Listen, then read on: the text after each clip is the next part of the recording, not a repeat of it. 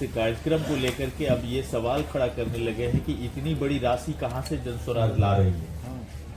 ये सवाल आज से नहीं खड़ा हो रहा है, ये तो जब से हम चले हैं तब से कुछ लोग ये सवाल जरूर पूछते हैं और पूछना भी चाहिए कि भाई इतने बड़े अभियान के लिए पैसा कहाँ से आता है। और पहले दिन से ये बात कैमरे पर ही मैं बता रहा हूँ कि प्रशांत किशोर, मैंने 10 बरस में जो काम पहले किया है और कई राज्यों में लोगों को, नेताओं को, दलों को जीतने में हमने उनकी मदद की है। तो जिन लोगों की हमने मदद की है उनसे पैसा लिया नहीं, तो आज उनसे वो मदद ले रहे हैं कि भाई बिहार में एक प्रयास कर रहे हैं, इस प्रयास में आप भी मदद कीजिए।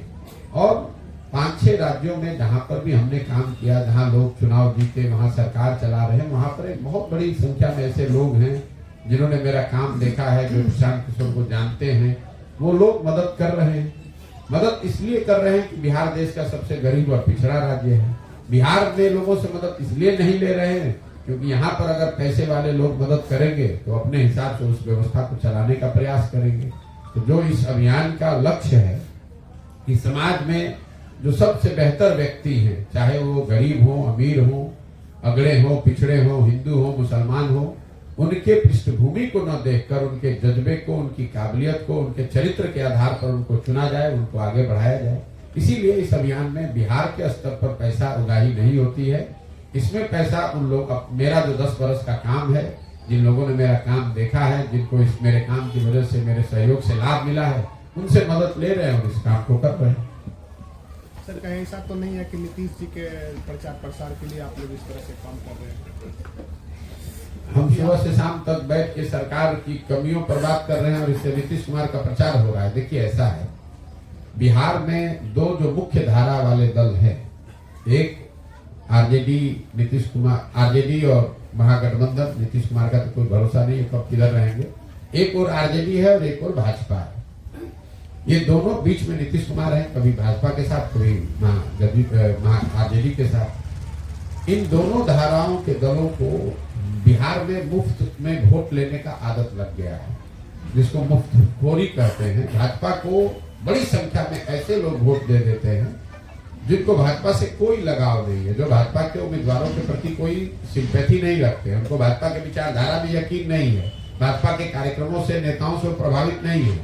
वो सिर्फ इसलिए भाजपा को वोट देते हैं क्योंकि वो लालू यादव को वोट नहीं दे सकते।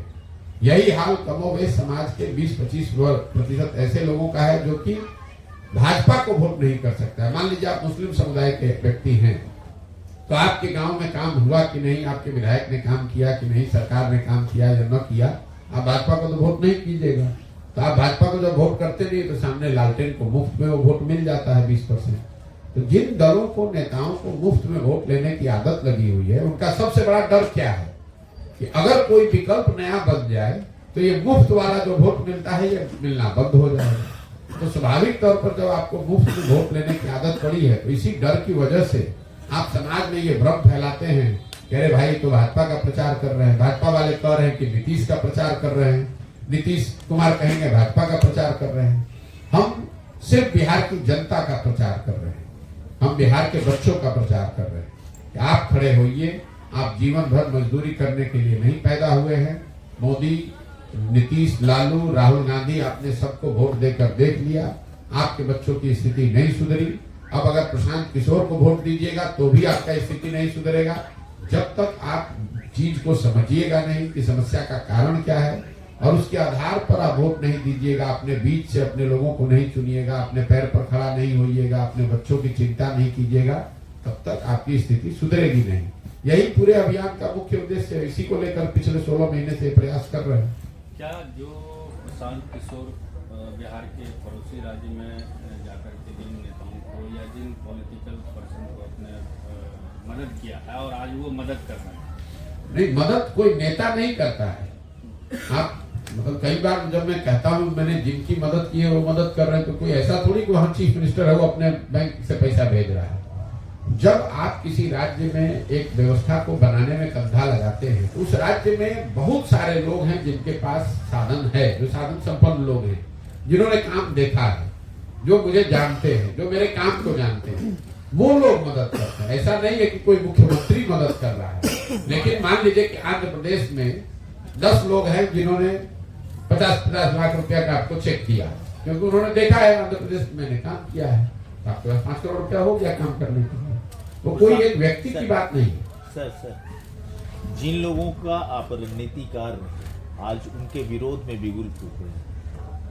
नहीं, ये आपकी सोच है। हम ना किसी के पक्ष में है ना किसी के विपक्ष में। बिहार में तो आप थे ना, हम भैया नीतीश कुमार क्यों, हमने 14 में मोदी का भी अभी अभियान हमने चलाया यही है, बात मैं नीतीश कुमार का भी चलाया है, लेकिन 10 बरस वो काम करने के बाद हमने ये देखा कि जो दल और नेता जीतते हैं उससे जनता का जीवन नहीं बदलता है। बिहार में 15 में हमने नीतीश कुमार की मदद की, वो चुनाव जीते।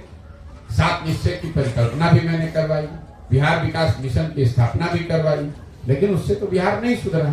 तो अब अगर मान लीजिए कि हमने जो पहला प्रयास किया उससे बिहार में बेहतरी नहीं आई, तो मेरे पास 2 विकल्प है, हम हाथ पर हाथ धरे बैठ जाएं या उससे बेहतर प्रयास करने की कोशिश करें। तो मेरी नजर से उससे जो बेहतर प्रयास है वो प्रयास करने के दिशा में हम काम कर रहे हैं और अपनी जिंदगी का सब कुछ दांव पर लगा कर रहे हैं। सर, जन स्वराज का जो अभी संस्थापक सदस्य का जो अभियान चल रहा है उसमें लोग कैसे जुड़ सकेंगे?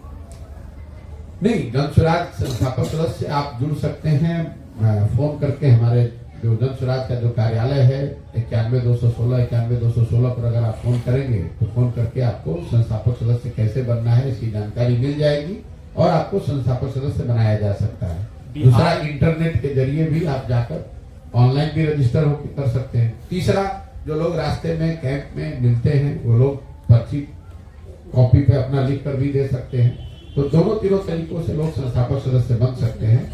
अभी तक जो हम लोग पदयात्रा में चले हैं हर जिले में करीब 55 से 60 हजार लोग ये जन स्वराज के संस्थापक सदस्य बन रहे हैं। बेगूसराय में भी ये नंबर 50,000 से ऊपर का ही है। बिहार में विकास को लेकर के आपके पास क्या विजन है?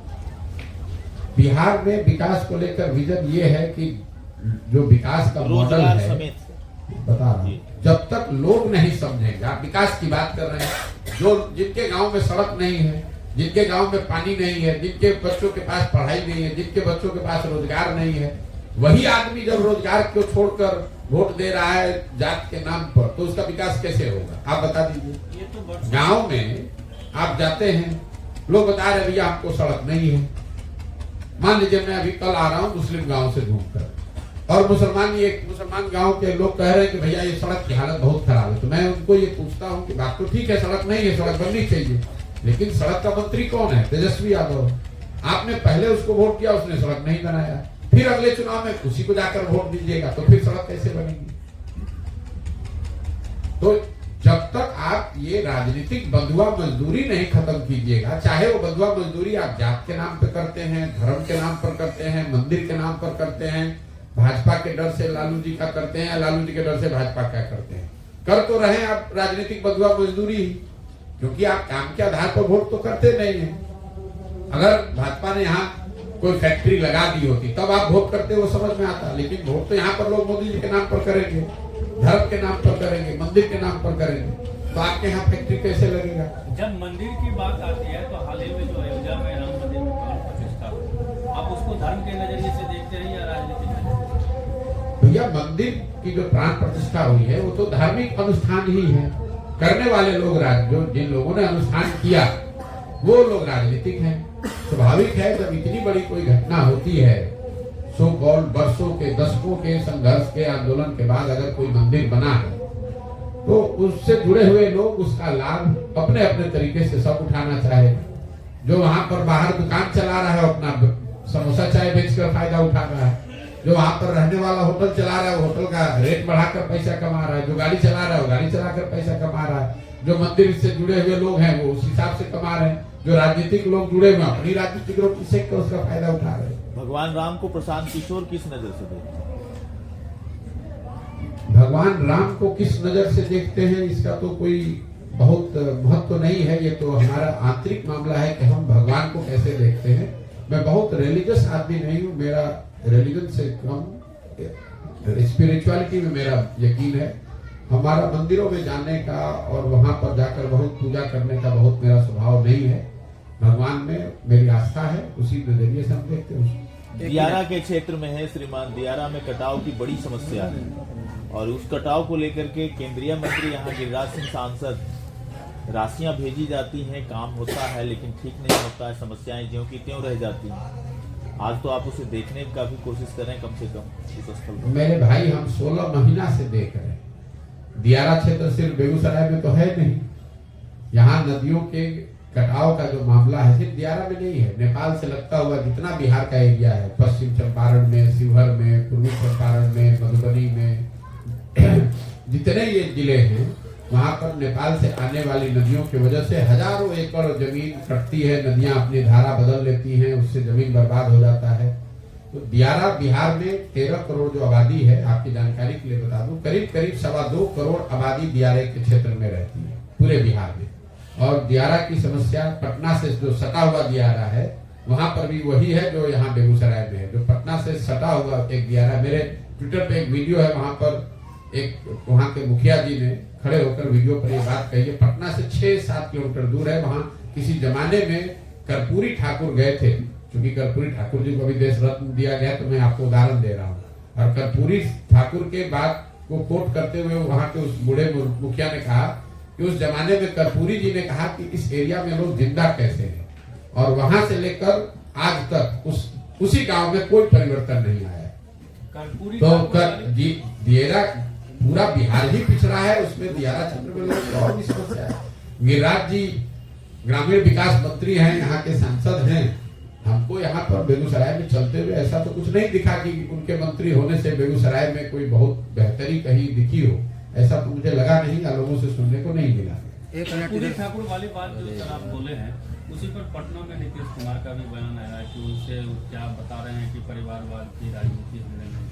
चलिए ना, नीतीश कुमार के बात को आप लोग, नीतीश कुमार जब जहां है उसके हिसाब से बात करते हैं। जब भाजपा के साइड जाना होगा तो परिवारवाद दिखने लगेगा, जब भाजपा को छोड़कर लालू जी के साथ जाना होगा तो उनको संप्रदायवाद दिखने लगता है। आपको लगता है नीतीश कुमार फिर से पलटी मारेंगे? किसी को नहीं मालूम है, नीतीश कुमार को स्वयं को नहीं मालूम है कि वो कहाँ रहेंगे। जो आदमी अपने जीवन के अंतिम दौर में पहुंच गया है, वो सामाजिक राजनीतिक हर नजरिए से नीतीश कुमार का ये अंतिम दौर चल रहा है।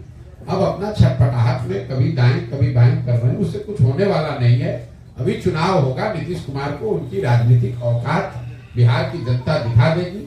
मैंने पहले कहा है, आपको फिर से दोबारा कैमरे पर कह देता हूँ, आज तक मैंने अगर चुनाव को लेकर कोई भविष्यवाणी की है, बहुत मैं करता नहीं हूँ, तो शायद ही कभी गलत हो सकता है, गलत नहीं होता है। बिहार के चुनाव के नजरिए से, लोकसभा के नजरिए से मैं आपको कैमरे पर बता देता हूं, महागठबंधन में नीतीश कुमार अगर चुनाव लड़ेंगे तो उनके दल जदयू को 5 सीट भी नहीं आएगा।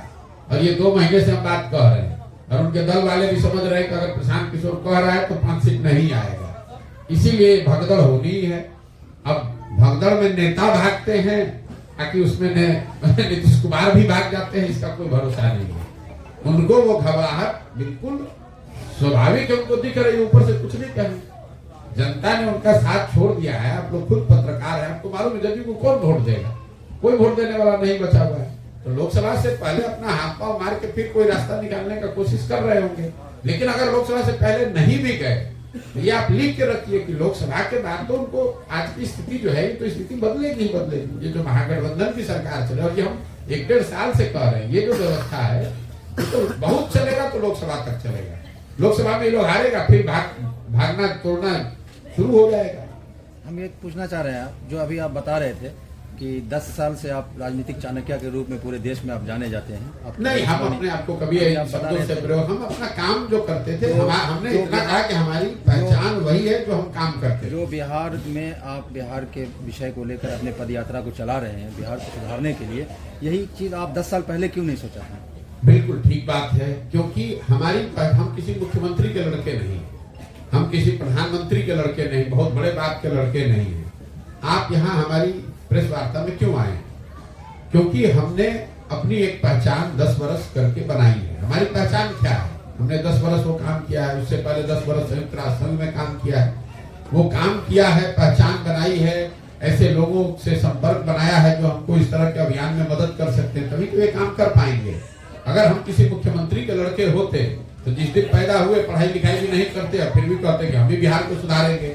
10 वर्ष पहले अगर हम बेगूसराय या बलिया मटिहानी से गुजरते तो आप हमको पहचानते भी नहीं कि कौन आदमी है। जैसे इतने सामान्य लोग हैं वैसे हम भी निकल गए होते। तो हम अपना काम करके अपनी विद्वता अपनी समझ से जब हमने पहचान बनाई है, जब काबिलियत को क्षमता बनाई है, तभी तो आकर ये करेंगे। अब आपका कहना 10 वर्ष पहले काहे नहीं किए? 10 वर्ष पहले हमारी क्षमता नहीं थी इसलिए नहीं किए, आज क्षमता है इसलिए कर रहे हैं। विकास वैभव भी एक सवाल और यह है आपसे कि जो आप पार्टी बनाने जा रहे हैं, जो अभी आप बताएं कि एक पार्टी बनाएंगे, तो वो पार्टी क्या लोकसभा में ही चुनाव लड़वाइएगा या हमने विधानसभा? पहली बात तो ये आप शब्दों का आप लोग मतलब बारीकियों को ध्यान नहीं देते हैं। बिहार में मुसीबत ये है कि नेता और समाज इसमें किसी भी चीज को बारीकी से समझने की धीरे धीरे कला ही हम लोगों ने खो दी है। हमने ये कहा कि हम पार्टी बनाएंगे, हमने कहा कि इस अभियान का लक्ष्य है कि पार्टी बनाया जाए और पार्टी बिहार के लोग बनाएंगे।